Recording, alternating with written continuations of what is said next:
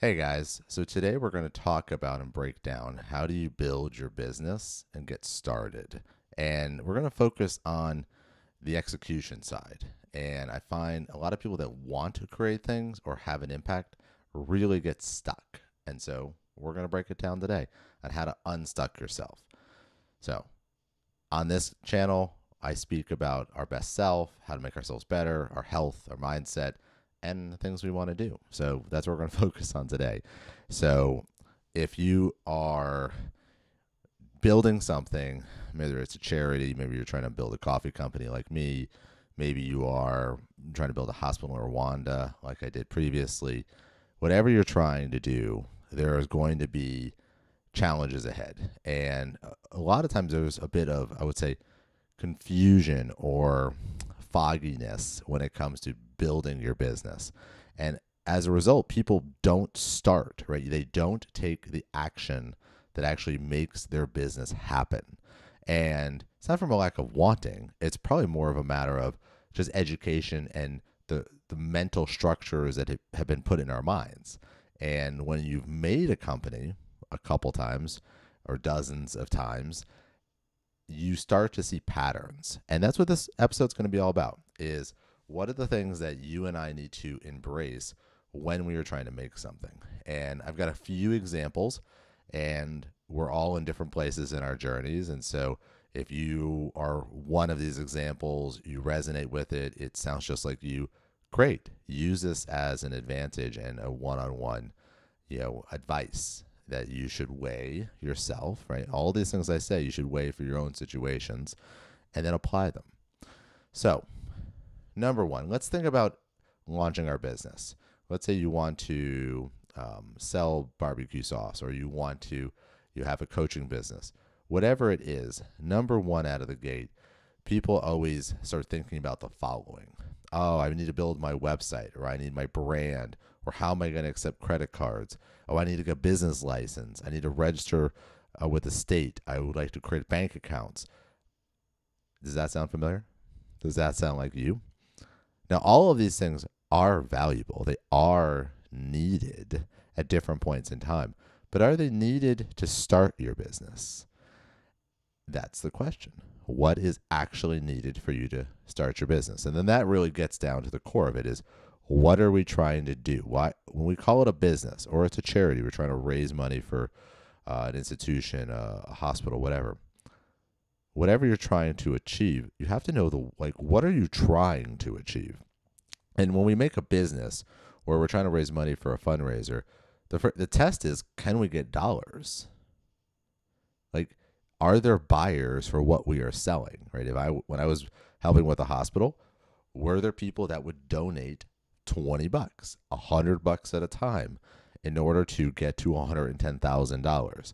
And if there was interest and there was passion and people resonated with the mission, which they did, it allowed us to then accelerate, like expand our work, so that when we discovered that there were buyers to donating for this charity, participating in the fundraising, helping establish the rooms, right? The team had set up an amazing proposal and was able to raise a ton of money because of it. And it's identifying people that are willing to put their dollars down to do it. And once you see that, you can then scale up. You can go harder, faster, have more people help you, and do it bigger and better. Same thing when you're starting your own business. Let's say you want to sell barbecue sauce. Okay. Let's see, or you're selling coffee. Let's say you talk my example. Well, we need to get the beans from some foreign country. We need to get them shipped in. We need to get them roasted. We need to bag them. Then need to maybe bottle them, right? So I need to get the bottles. I need to get the stickers for the bottles. I need to get the recipe to put the coffee in the bottles. Get the milk that's going to go with the milk, with the coffee in the bottles. Come up with syrup. Find somebody to help make the syrup. Make it certified. Find a USDA facility to then package all of this and then do it correctly. And ultimately, work with getting an ingredients label made, which costs like $1,000 per bottle version, in order to put in supermarkets. Now, if you step back and look at it, like, that is a ridiculous list. But is that what required to make the business, or to see if the business is something we can build? And that's an important distinction, right? So if you are the entrepreneur in the situation, the thing you want to learn is, can I make something that people will care about, that I can deliver at perhaps a price that allows and affords us to put food on our table, right? To grow it, right? There must be some profit in a business, because otherwise you're going to go bankrupt, and you can run it out of your savings account for a while, but at some point you really must absolutely have that level of profitability that exists. And you must have profit at the beginning, because as you scale it, if you don't have profit at the beginning, you're just going to scale either your losses or your gains. And you always want to scale your gains. So how do we know what we're selling is going to work? Well, for me in the coffee example, we started making it by the glass and testing it and seeing if people were interested in it and see how the taste was. And it took dozens of effort in the bottle type itself, in the recipe we put in it, and I would say hundreds and hundreds of pounds of coffee roasted to find the right offering, the right taste that I envisioned for my customers. But is that what you need in order to start your company? No. What you need is get beans, brew them, bottle them, and then try to sell it for $1. Or if you're making barbecue, find buyers for your barbecue. Who will buy one mason jar of your barbecue? What restaurant will buy it? What food truck will buy it? For me, what coffee shop? What breakfast places? What event spaces? What pop-up places can I offer my product? And then sell it. And take cash. Do Stripe on your iPhone. There's a million different ways to operate in this manner, to experiment. And honestly, in the beginning, for me, we gave our product away and found the right recipe and the right experience where people were gracious to take it. They loved it. And then we proceeded with the business side, the items like the legal entity, which I already have, which I'll explain in a minute. But we start putting in place these other things. Now, that doesn't mean you do a half poor job in your product, in your safety, in what you're delivering. I always got to be the best. So if somebody is looking at it and be like, is this clean? Is this done well? Right? Yes. Every time it always has to be. I'm just remarking that you should focus on the sale, finding the buyer, and proving that there is there. You can take pre-orders. Take pre-orders. And if you can't ship your product, you refund the money, right? You don't need to overextend your supply chain, your savings, or anything. If you have something amazing, offer it, get pre-sales, and then fulfill the order. Now let's talk about some of the things that cause us to not sell, or at least pre-sell. And that has to do with everything I said in the very beginning of the opening. Oh, I don't have a business license. I don't have a website. I don't have a brand name. I don't have stickers. I don't have bottle caps. I don't have a website. That is all true. You don't have any of those things. But none of those things are required to sell your product. They are required to create a brand, which in the beginning, we're not trying to do that. In the beginning, we're trying to see is something that I'm making worth buying. So don't let all that infrastructure get in your way. Partner with somebody to help you. So this is my third point. So for me, I built one LLC that focuses on all my ventures, all my ideas. My daughters have ideas. Great. Let's run it through that LLC. My wife has ventures. Great. We'll run it through the LLC. Brother-in-law. Great. We'll run it through the LLC. Now, why would we do that? First off, it allows us to operationalize everything. There's already bank accounts set up with the LLC. There's already registration with the state. We already have licenses for certain products. By leveraging that infrastructure, it allows us to experiment with these other projects in that business infrastructure, allowing us to deliver our offerings in a way that ensures that we actually can do what we want when we want with an experiment And if that venture, that project doesn't get fulfilled, let's say we're going to make an Etsy site and the Etsy site does not come through, that's fine. But all the logistics of setting up the Etsy site takes away from the art, the craft, the selling. So if you can, let's say you have lots of ideas. Beautiful. Set up a business, register it proper, get the bank accounts, fund it, and then work through there. Now, yes, your books have to be clean. I keep separate books for every project, every little mini business. And when one is showing some profit, we create its own LLC and we move it out. That's just what you do. Like, I want to create a separate entity for it, but I can incubate it to see if there's interest and value. Then we go and spend the $30, $50 a month on the websites. Then we spend the $30, $50 a month on these other things. Then we get the insurance to cover the specific branch of that business. Like, all those things happen. Don't let them slow you down at the beginning. And finally, we're trying to think of why aren't we starting? It's the final reason I want to share here, and this comes from so many conversations, is the belief that you are not ready, that you do not have enough training, that you don't have enough experience, that there's rules that say you cannot. All of those, I need you to attack.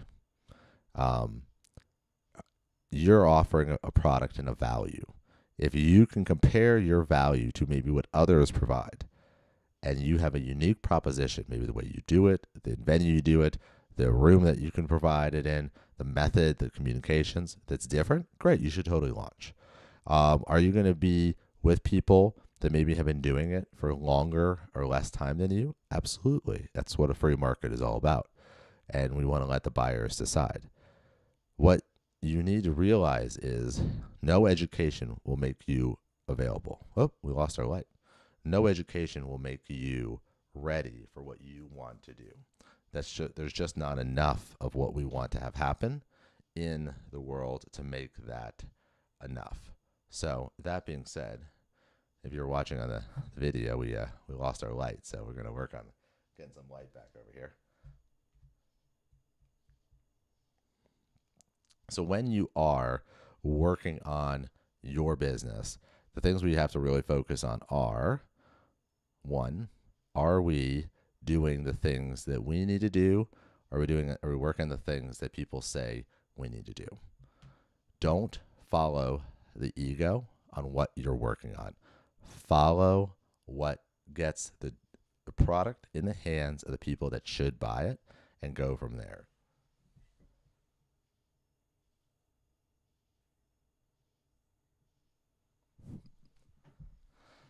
Number 2, establish some kind of infrastructure that you can work with. Now, that might be your own infrastructure. It might be a partner.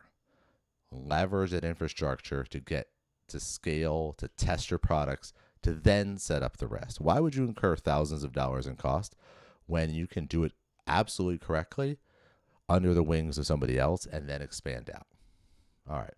Number 3, do not get buried on the ego setup items, the websites, the labels, the brands, the Twitter accounts, the social media accounts. Do not get absorbed in that. They are fun, and there is a time for it. In the beginning, though, it is sales. Find people that you can serve and prove that you can do it to yourself. Get the first sale, then the third sale, then the 10th sale. And at some point, you're going to realize, I knew I had a huge value to provide, but wow, I really do have a huge value to provide. So don't discount yourself. Put in that time. Finally, when we're thinking about everything that we're trying to do, we have to always remember that everybody starts out at 0. You started at 0 customers, 0 experience in doing this job, 0 experience as an owner of a business, 0 experience as a salesperson.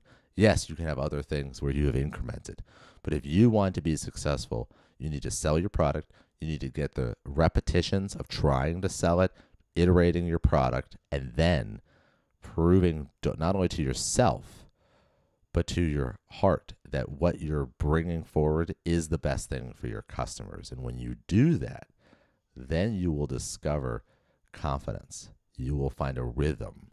And I know you have passion. I know you love it. There's no questions about that.